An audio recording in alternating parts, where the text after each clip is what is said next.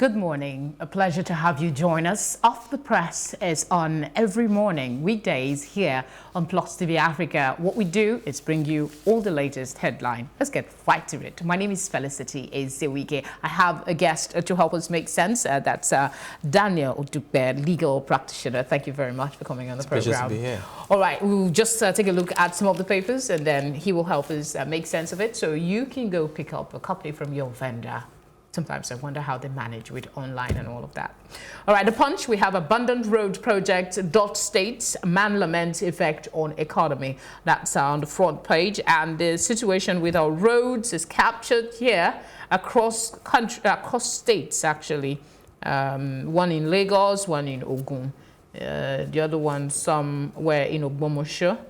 We also have Zamfara. Just roads across Nigeria. There is also a Fulani recall. Your order irresponsible, arrogant, Southern leaders, others tell NEF. Elders directive to herdsmen, unsolicited, ill-intentioned. That's the president speaking. One would say we're happy to hear the president actually speak on issues at this without a proxy. That's if it was without a proxy. All right, we have something at the top of the paper. Senate confirms Tanko CJN admits corruption in lower courts. EFCC submits Kwara top officials' names to immigration. We also have Fashiroti's daughter. Residents cry out over arrest of artisans, motorcyclists. You have reps threatened to take over of Edo Assembly over inauguration dispute.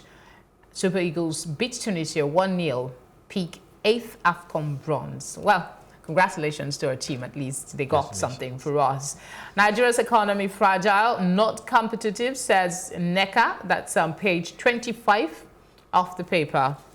At the very bottom, you will see the offshoot of the election petition, the presidential election petition tribunal. Produced documents needed by Atiku tribunal orders Yakubu and the REC. If you're following our news, we did capture that a little earlier. We killed NBA chairman for withholding 18 million naira internet fraud proceeds. That's the suspect speaking. And then please come Bielsa waterways for Sasia's abducted mother. And on the back page of The Punch, we have Thursdays with Abimbola Adelakun. Today, it's about Tinubu, defender of the Fulani. That's and it looks like a loaded vehicle in Agege, Lagos on Wednesday. That's more load than the vehicle I think can carry. It's at the bottom. There you have it on your screen.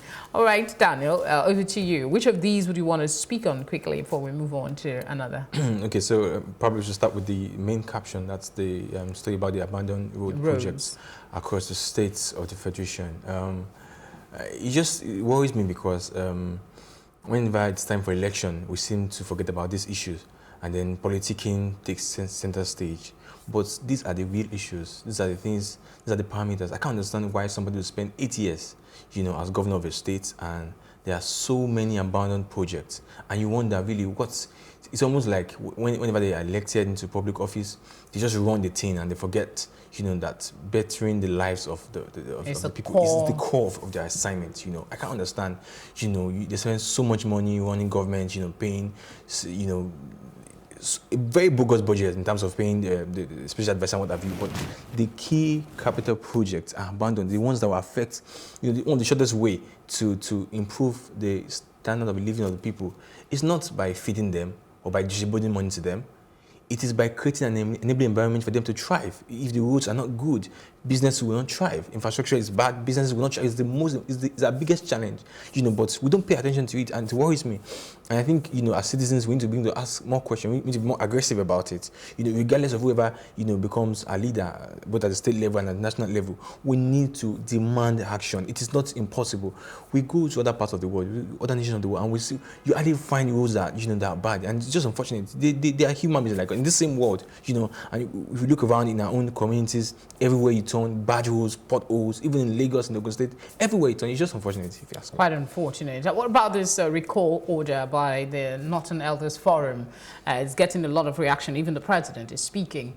Well, one thing that comes to mind with this issue, really, this recurring issue about the Fulani herdsmen, is that, look, we need to get back to the drawing board, and we need to talk to ourselves as a nation obviously we need to probably renegotiate the terms of, because I'm a little bit confused, If you read the story further, it talks about how, both Afenifere and Ohanes Indigbo are saying, look, oh, this is irresponsible for you to call. And I recall that a few months or a few weeks back, they were the same person saying, oh, if Ugar settlement. I'm not saying that, by force, you must try to, create a settlement for the Fulani, but they made it clear that, look, we won't accept that. All right. And now, one of the kinsmen of the Fulani is saying, you guys should come back home. And they're saying, oh, this is bad. So there's so much confusion in there. So we need to really sit down and discuss and let's understand the terms of our relationship as a nation. Okay? Yeah, but I think one of the core for the Afenifere, if I recall correctly from what I read in the news earlier, is that they haven't seemed to take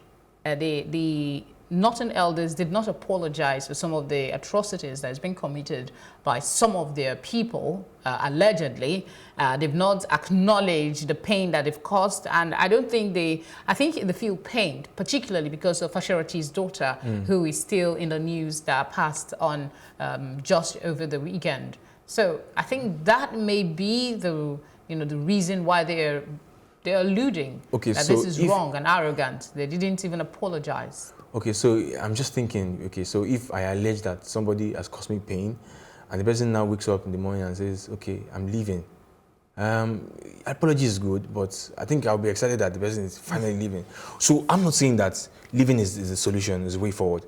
I'm not saying that you should not apologize. It's still an allegation anyways, because to a large extent, the government has not created a situation where we'll be able to really pinpoint, the kind of policies that have been introduced. For me, Uga was a no. You don't just impose, you don't just force people to say you must accept, you don't do that, There needs to be a platform for us to, and that's why people talk about national conference, sovereign national conference, all kinds of, but it is obvious that at this point in our national life, we need to sit back as a people and we need to talk about our relationship, the terms of our existence, of our coexistence as a nation. It is. Do you think we have the courage to do that? Because this conversation has been on our leaders who keep. Choice. I mean, at some point we heard that a committee was set up to define what restructuring is. At some point they will come up and say we're all united, and then you have divisive comments coming up from leaders who should know better. Do you think we really have the courage, or is just posturing? What options do we have? What options do we have if we continue to play, this kind of politics and what have you about this issue? If we continue to treat it with this trivial, attitude, it's only a matter of time that things will get out of hand. We do not have any option at this point. It is long overdue. We need to sit back and talk and let us all come to the table and discuss and, find out what we really want from ourselves. Really. Yeah. All right, we move on now to This Day newspaper. Obaseki adamant as House orders fresh proclamation of Edo Assembly. State Speaker kicks as federal lawmakers declare all legislative actions illegal, threaten takeover of legislative functions. That's the ongoing controversy in Edo State. That's actually my bet state, so anything that happens there kind of gets to me extra. Insecurity, APC wants Obasanjo. Jonathan against the hate speech, intolerance. We also have manufacturers oppose FG's planned increase in taxation and VAT, ask government to address infrastructure deficit before the free trade agreement takes off. We also have something on the CJN. We have a brand new one. Corruption most rampant at magistrate courts. Senate confirms Tango as Chief Justice. There's a picture of the smiling new Chief Justice of Nigeria with the senators there. We have something on Atiko's election petition. Tribunal orders INEC chairman to appear today. Let's see what's on the back page of the paper. Olusegun Adeniyi today. Now okay, the word is, you can see it on your screen. I'm not allowed to say something like that on the screen, and it's censored already, so you know what it is. The lies that blind. There is Olakuri's picture, Mrs. Olakuri on the back page as well. There's it. The lines that blind. Okay. Daniel, the situation in Edo State, I need you to speak on it. Oh my.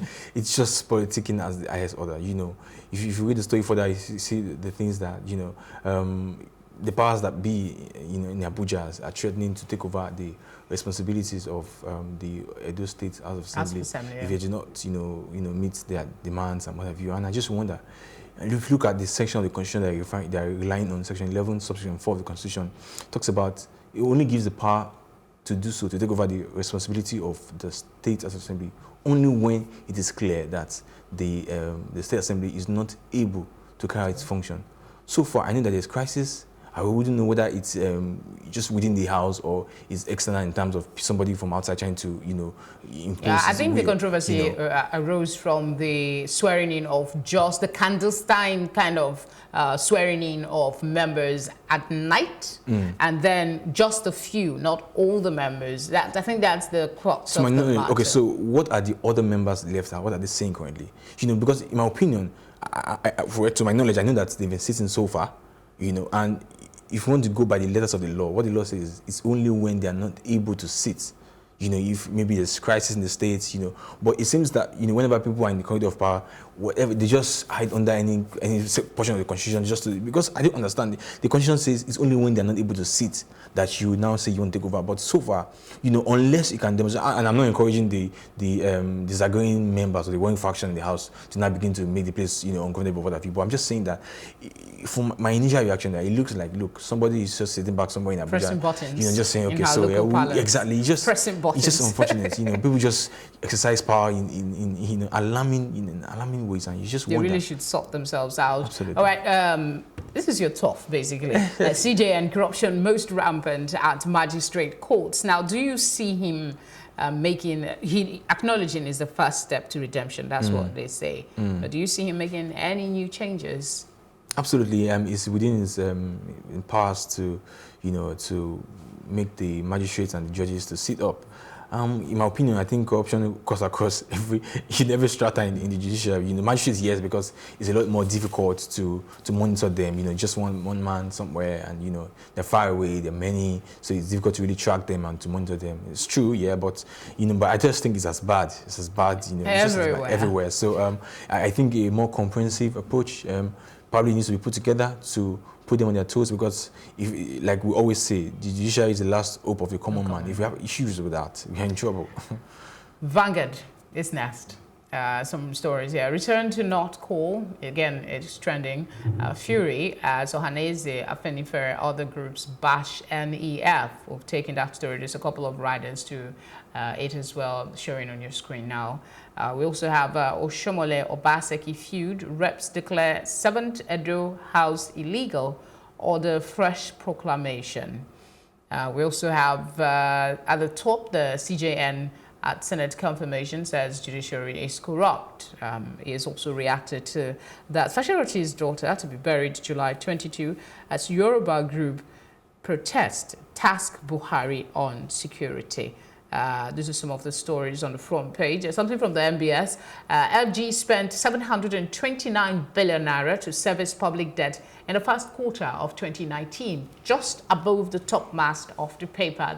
In blue. That's it for you. Some of the stories on Vanguard newspaper. And of course, behind you, you have sports stories. Protest on power issues. That's the picture on the day. Is it?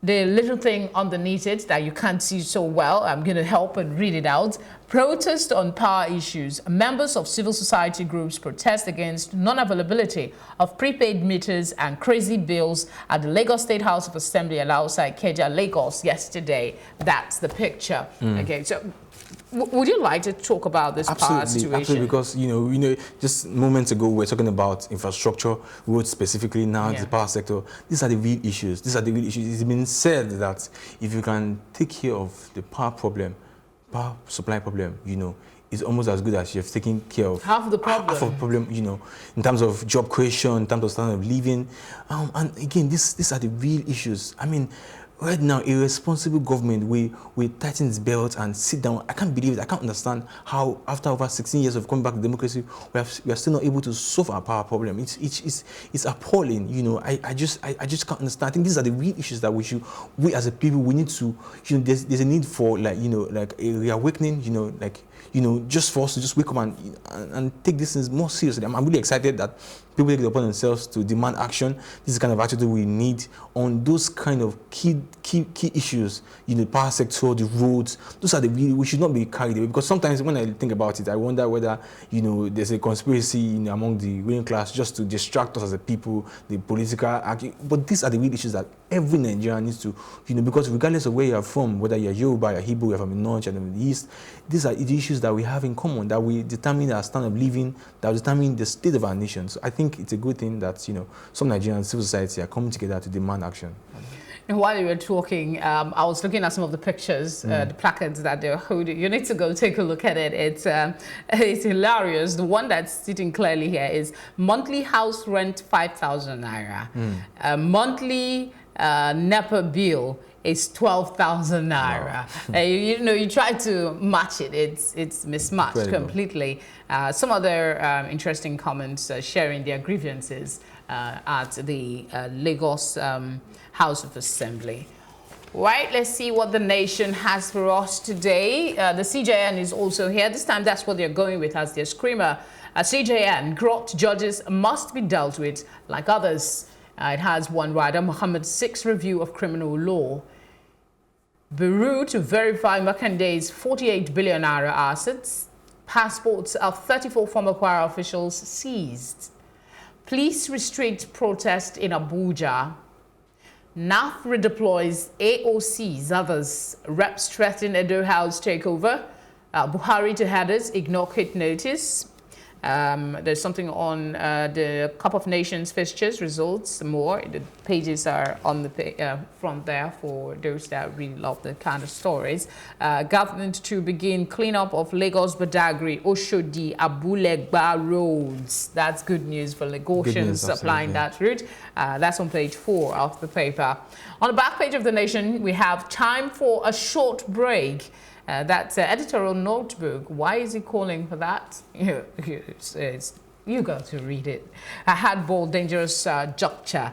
That's another one for you. Your thoughts, please. Okay, so I think I would like to again react to the call by President Buhari for the others to ignore quit notice, the quit order given by their kinsmen, for them to leave the South, and then, it draws a parallel with, the pre-Civil War era where, people were saying, okay, leave your I think the Easterners were telling the people, the people in the North to leave the North, and then the Northerns probably did the same at that time, and it's a dangerous parallel if you ask me, and I just think that President Buhari needs to do a lot better than that. He needs to do more than asking them to ignore quit notice. He needs to have that courage, okay, to bring us to the table. It's painful because when he was elected in 2015, I recall very well that people thought that you have the courage. As a magic wand. Maybe not even the magic wand. At least the courage to take some hard steps. Then we had the impression then that it was going to at least reduce the cost of governance. A lot of very hardcore decisions that we're expecting to take. None of them materialized. I just hope that before I know he has something at stake now. It's going to spend 4 years and it's going to go and retire. But I really hope that in the interest of posterity, in the interest of peace and unity of Nigeria, we'll just develop the courage. Because if you ask me, since this issue started during his first term, is the policy of the administration has been so lopsided, has been more divisive than ever. So I just hope that he will do much more than ask the people to ignore the quit notice, the quit order, but he should just create a forum for us to come together as a people, and discuss the terms of our All right, there's something on the CDS Bade that I missed on the front page of the Nation. EFCC hands over 4.5 billion naira edifice seized from ex-CDS Bade to VON. That's Voice of Nigeria. Okay, if you want to read that story, I'm going to grab a copy of the Nation newspaper. There's some sports stories here, but I want to thank Daniel for coming on the program this morning. Thank you for being here with us. We appreciate your thoughts. I'll just quickly recap some of these headlines for you, for those that would like to go grab a copy of Complete Sports this morning. Igalo closes in on top scorer award from his performance in the recent game. Equals Yakini's 5-goal record at AFCON. Desperate Nema open to United Madrid moves. We also have Arsenal set to beat Spurs to £27 million Saliba. West Brom keen on Semi Ajayi, that's for you. Eagles grab bronze number 8. That's our proud players there, looking all happy. Congratulations to them once again. So much. We have rubbing it in. Algerian kids recreates Mahrez's match winner against Nigeria. Okay, that's... And of course, on the back page, you have all the transfer stories for you. This Thursday, July 18 edition of Complete Sports. I'm afraid that's where we're going to wrap things up this morning on Off the Press. Always a pleasure to know that you're with us. And for those that are going to be driving today, please drive to stay alive. And remember, there's somebody at home or people waiting to see you. Open the door and come in. So take care of yourself and have a lovely day. I'm Felicity Izuwike.